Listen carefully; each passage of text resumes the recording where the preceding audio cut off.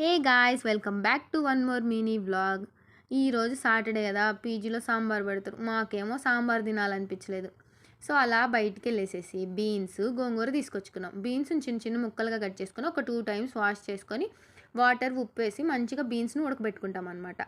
ఆ తర్వాత ఒకవైపు బాండి పెట్టేసి ఆయిల్ వేసుకొని తిరగమాత గింజలు, తెల్లగడ్డ, ఎర్రగడ్డలు వేసి మంచిగా వేగించేసుకొని ఆ బీన్స్ని దీంట్లో వేసేసి మంచిగా పచ్చివాసన పోయేలాగా వేగించుకుంటాం.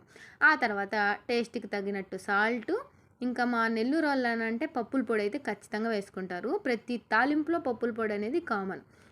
సో ఇంకోవైపు బాండి పెట్టేసుకొని మిరపకాయలు, ధనియాలు, జీలకర్ర అంతా వేసేసి మంచిగా బాగా వేగించుకుంటాం అనమాట.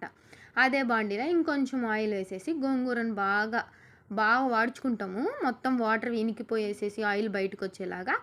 ఆ తర్వాత మిరపకాయలు, గోంగూర మా దగ్గర రోల్ లేదు కాబట్టి మిక్సీలో వేసేసుకున్నాం. అంతే. ఈ వీడియో మా మా పచ్చడి తాలింపు అయితే రెడీ అయిపోయింది. Thanks for watching.